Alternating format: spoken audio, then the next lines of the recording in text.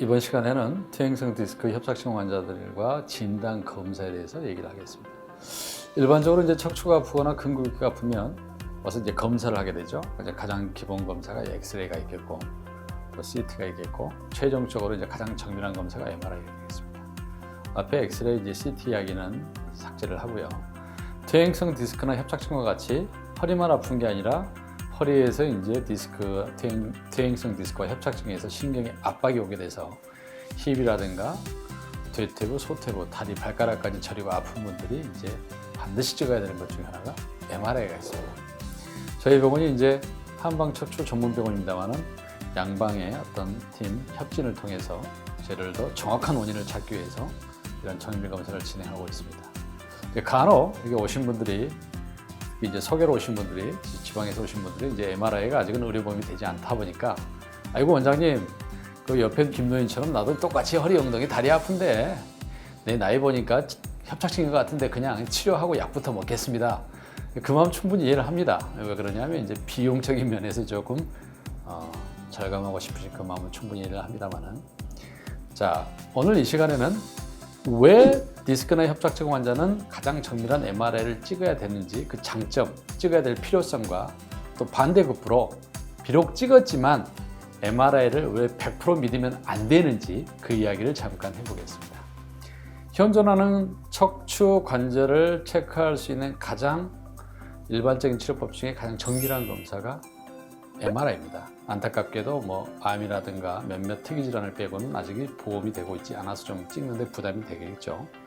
근데 왜 찍어야 되냐면, 방금 서두에서 말씀드렸습니다만은 옆에 사람 허리, 엉덩이, 다리 아파서 병원 갔더니 MRI 찍었더니 퇴행성 디스크라더라, 협착증이라더라. 근데 나도 증상이 비슷하니까 디스크 협착증이겠거니. 그래서 그 돈 몇십만 원 들어가니까 안 찍고 좀 치료 비용으로 한번 하겠다. 충분히 그 마음 이해하고요. 어느 부분에선 저희들도 그 마음을 받들어서 이제 진행하고 싶습니다만은, 여기 이제 굉장히 큰 무서움이 도사리고 있습니다. 실제로 최근에 제 이모부님께서도 연세가 70대 초반이신데, 근처 자택 근처에서, 저희 병원이 원래 자택 근처에서 허리가 아프시고 다리가 저리니까 좀 치료를 받으시다가 치료가 잘 안 되셔가지고 이제 입원을 하셨죠. 똑같은 말씀을 하시더라고요. MRI를 좀 안 찍고 싶다. 근데 이제 제가 설득을 해서 MRI를 찍었습니다만 놀랍게도 척추 결핵이었습니다. 증상은 겉으로는 허리, 엉덩이가 아프고 다리가 저립니다. 근데 실제로 물론 대부분은 이제 디스크나 협착증이 나오겠습니다만, 방금 이런 경우와 같이 척추 결핵이거나 아니면 암이 전이되어 있거나 아니면 어떤 변형적인 골격의 어떤 변형이거나 그 다음에 심한 염증성이거나, 증상은 겉으로는 비슷해 보이지만 완전히 다른 진단인 거죠. 예를 들어서 염증이 크게 도사리고 있습니다. 그래서 거기서 이제 염증 반응 때문에 환홍되고 있고 열이 발생되고 있고 염증이 번지고 있습니다. 또 암이 전이되어 있습니다. 자, 척추 결핵군이 침범해가지고 척추 마디마디를 침범하고 있습니다. 그런데 이제 막연하게 동네 의원, 한의원에서 침 맞고 물리치만 받고 있단 말이죠. 왜? 허리, 다리가 그냥 비스무리하게 아프니까. 이건 정말 큰일 날 수 있다. 그래서 이제 MRI 같은 정밀 검사를 해야 되는 가장 큰 이유가 정확한 진단, 그리고 정확한 진단에 따른 병원의 분류, 감별 진단이라고 그러죠. 그 다음에 예후 판정. 설사 찍어서 디스크 협착증이라고 하더라도 이분이 어느 정도 기간을 가지고 치료를 해야 될 건지, 그 다음에 치료적인 방법론에서 또 가지치기를 해야 되겠죠. 그래서 정확한 감별 진단과 예후라든가 그 다음에 어떤 치료의 방법론적을 선택하기 위해서는 MRI 같은 정밀 검사가 필요합니다. 물론 그냥 단순히 허리가, 그제부터 허리가 단순히 아팠는데 다리 증상이 없고 허리만 아팠는데 MRI 찍을 필요는 없겠죠. 단순한 근육통 환자, 요통 환자 같은 경우에는 검사 없이 한두 번 치료 진행할 수도 있고, 그 다음에 간단한 엑스레이를 통해서 할 수도 있겠습니다만, 만약에 반복되는 허리 통증이라든가 그 다음에 장기간에 걸쳐서 허리와 다리 증상이 있다고 한다면은 기본 엑스레이만 가지고는 정확한 진단을 찾기가 어렵고요. MRI 같은 정밀 검진을 통해서 정확한 감별 진단을 받는 게 좋겠습니다. 자, 지금까지는 장기간에 걸쳐서 허리 통증과 더불어서 다리 증상을 갖고 계신 분들이 왜 MRI를 찍어야 되는지에 대해서 설명을 드렸습니다. 자, 정확한 원인을 찾고 정확한 진단을 하기 위해서 가장 정밀한 검사인 MRI를 찍었습니다. 자, 그런데 그 다음에 또 다른 문제가 있습니다. 가장 정밀한 검사이기 때문에 MRI를 찍었습니다만은 퇴행성 디스크나 협착증과 같은 그런 질환들은 아주 오랜 기간 동안 진행한 질환이기 때문에 MRI를 100% 신뢰하면 안 된다는 얘기죠. 이건 또 무슨 얘기인가? 필요해서 찍었는데 찍고 났더니 100% 믿지 말아야 된다는 이야기는 또 무슨 얘기인가? 좀 쉽게 설명을 드려보겠습니다. 이걸 설명드리기 전에 퇴행성 디스크나 협착증의 질환에 대한 특징을 먼저 아실 필요가 있습니다. 예를 들어서 6개월 전부터 본격적으로 밤에 새벽에 쥐가 나고 아침에 일어나서 걷기가 힘들고 다리가 당기고 아픕니다. 대부분의 환자분들은 6개월 전에 이 병이 발병했다고 생각들을 하시거든요. 왜? 증상이 본격적으로 내가 느낄 정도로 생활에 불편함을 느낄 정도로 심하게 나타났기 때문이죠. 하지만 실은 퇴행성 디스크나 협착증은 환자분들이 인식하기 그 전 훨씬 오래전부터 진행했던 질환입니다.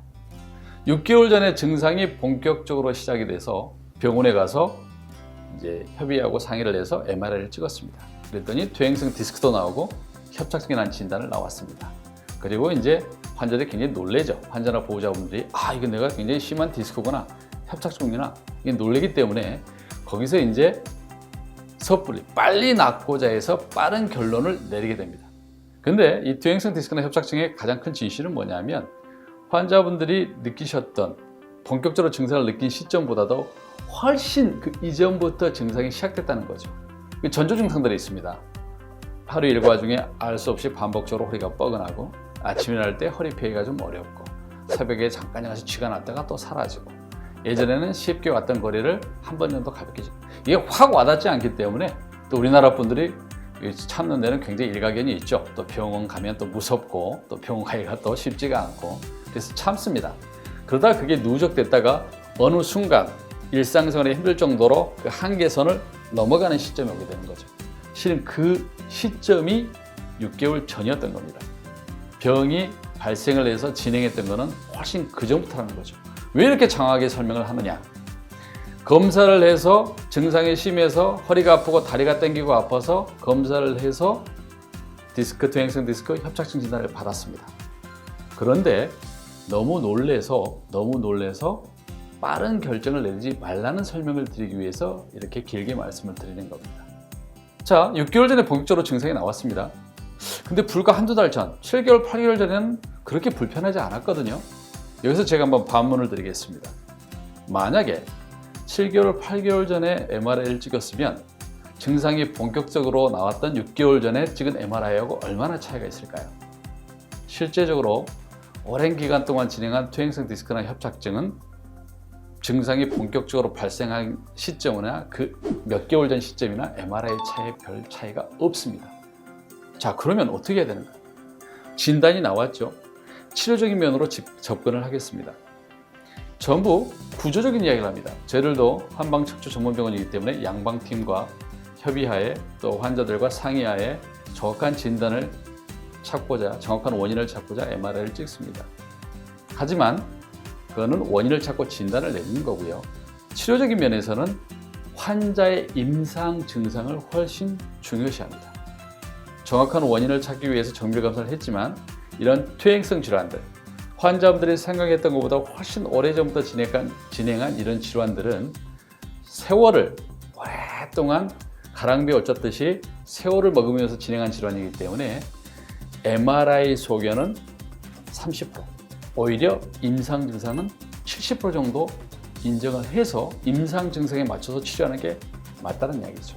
급성적으로 갑자기 골절이 왔거나 염증이 생겼거나 그 전에 허리가 아팠는데 급성적으로 그 문제가 생겼다고 하는 거는 이거는 MRI가 90% 이상의 정보를 주고 거기에 맞춰서 빨리빠른 처치가 필요합니다. 하지만 퇴행성 척추 질환은 구조적인 질환이기 이전에 기능성 질환이라는 거죠. 자, 저하고 협착증으로 치료하셨던 분들, 수술도 어렵다, 걷기가 힘들다 하셨던 분들이 저하고 이제 수개월 치료를 하셔가지고 처음 오실 때는 10걸음도 못 걸어서 힘들었습니다만은 나중에 이제 10분, 15분을 걷게 되신 분들이 이런 질문을 합니다. 원장님, MRI 한번 다시 찍어봅시다. 그러면 내 협착증 구멍이 넓어지지 않았을까? 아닙니다. 회복이 된 후에도 협착증은 그대로 있습니다. 자, 무슨 얘기냐? 구조적으로 오랜 세월 동안 서서히 진행됐기 때문에 환자분들이 느끼는 그런 증상들이 일부분일 수 있다는 것, 잠복된 증상들이 있다는 것. 그래서 합병증이 없고 체력이 좋으신 분들은 MRI 소견보다 임상 증상이 가벼운 분들이 많습니다. 자, 그러면 치료적으로 접근할 때 구조적인 이야기만 해서 자, MRI를 찍었더니 협착증이 있고 퇴행성 디스크가 두세 마디가 있으니까 이거를 구조적으로 변화를 줘야 증상을 개선시킬 수 있다. 이런 이야기는 엄격하게 말하면 오랜 기간 동안 진행한 퇴행성 척추 질환에서는 치료적인 면으로 접근할 때 옳지 않다는 뜻입니다. 자, 방금 전에 말씀드린 것처럼 수년 전부터 진행을 했던 잔잔 작은 증상들을 무시하고 방치했더니 6개월 전에 증상이 확 튀어나왔습니다. 그래서 검사를 했습니다. 정리하자면 퇴행성 디스크 협착증이 나왔습니다. 너무 구조적인데 놀라셔가지고 이 구조적으로 생긴 퇴행성 디스크 협착증을 어떻게 할까? 놀라지 마시라는 겁니다. 기능적으로 회복을 시키면 되는 겁니다. 왜? 7, 8개월 전에 별로 증상을 못 느꼈을 때나 6개월 전에 본격적으로 증상을 느꼈을 때나 퇴행성 디스크나 협착증은 MRI상 비슷하기 때문이죠. 결국 구조적인 질환이기도 하지만 그 이전에 기능성 질환입니다. 퇴행성 디스크나 협착증은 허리를 감싸고 있는 등, 허리, 골반의 근육인대가 충격 흡수를 못해서 그 충격들이 서서히 안으로 잠식하고 쌓인다고 생각하시면 됩니다. 그러니까 척추 구조에 변화가 생긴 거죠. 그래서 신경통로가 눌리니까 다리가 약해지고 당기고 아픈 겁니다. 물론 구조적으로 변화를 주면 일시적으로는 호전이 되겠죠. 그런데 협착증이나 퇴행성 디스크는 양방 명의들도 수술을 마지막으로 생각합니다. 가급적 수술을 하지 말라고 하는 게 정설로 받아들이고 있죠. 왜 그럴까요? 구조적인 질환이기 전에 기능적인 질환입니다. 그러면 오랫동안 약해졌던 허리 근육 인대 기능을 회복시키고 휴식을 취하면서 적절한 치료를 해서 회복시켜서 외부에서 받는 충격을 허리 자체가 이겨내게 해주고 비록 신경이 눌려서 다리가 약해지고 있지만 그런 신경 기능을 일부분 회복시켜서 그 전 상태, 6개월 전보다 그 전 상태로 그럭저럭 생활할 수 있었던 상태로 기능성을 회복시키면 시술이나 수술을 하지 않고도 일상생활로 돌아갈 수 있다는 것을 말씀드리는 겁니다. 물론 너무 심한 증상과 통증으로 인해서 일시적으로 강력한 주사제나 진통제나 1, 2회 정도 시술을 받을 필요성은 있겠습니다만은 퇴행성 디스크나 협착증 환자들한테 이런 강력한 약물을 주입하거나 주사나 시술 치료는 일시적인 효과밖에 주지 못한다. 이렇게 판단을 하시면 되겠습니다. 결국 근골격계 질환은 아픈 기간만큼 시간이 필요합니다. 수년 동안 근육인대가 허리가 약해져서 척추 안에가 퇴화된 질환이죠.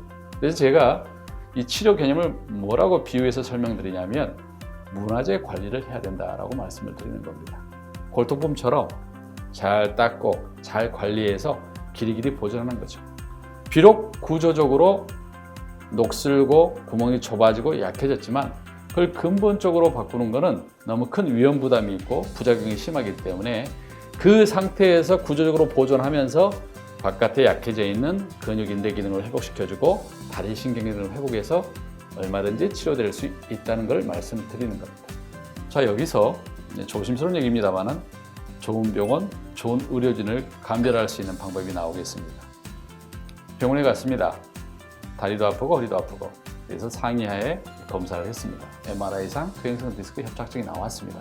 자, 그런데 짧은 몇 분 동안에 구조적인 이야기만 하고 구조적으로 이렇게 눌려 있으니까 이래 하니까 이거를 시술이나 수술로 제거해서 바로바로 치료합시다. 물론 완전히 틀린 말은 아닙니다만은 이렇게 짧은 기간 내에 결정을 내려서 구조적인 이야기만 하는 병원이라고 한다면 이런 퇴행성 척추 질환으로 치료적인 면에서 봤을 때는 상당히 좀 문제가 있다. 자, 그럼 뭘 고민해야 될까요?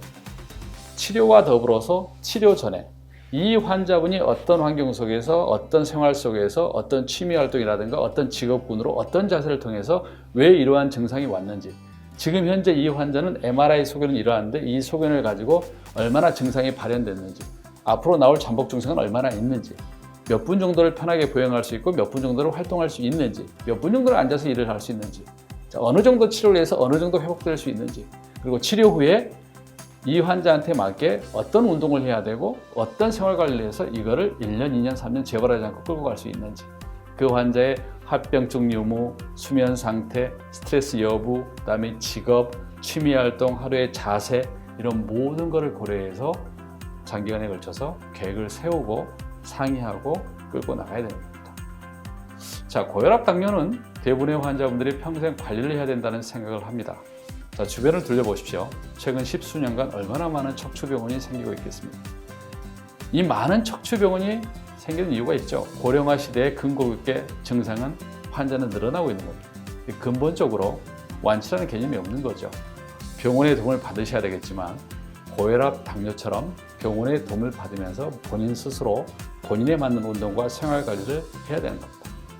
치료에 크게 4가지, 가장 좋은 치료 효과를 가져오기 위해서 4가지 조건이 필요한 거죠. 걷지 못할 정도로 다리가 아픕니다. 제일 먼저 뭘 해야 될까요? 휴식입니다. 휴식에 동반되면서 좋은 병원, 좋은 의료인을 만나서 좋은 치료를 받아야겠죠. 아픈데 주사 맞고 진통제 먹고 5분만 걸어도 아픈데 30분씩 걷는 게 운동이 될 수 없습니다. 내 몸에 맞는, 지금 현재 허리 상태에 맞는 치료에 도움이 될 수 있는 부가적인 내 몸에 맞는 운동을 하셔야 되고요. 내 생활 환경, 생활 관리를 어떻게 할 것이냐에 대한 고민을 해야 됩니다.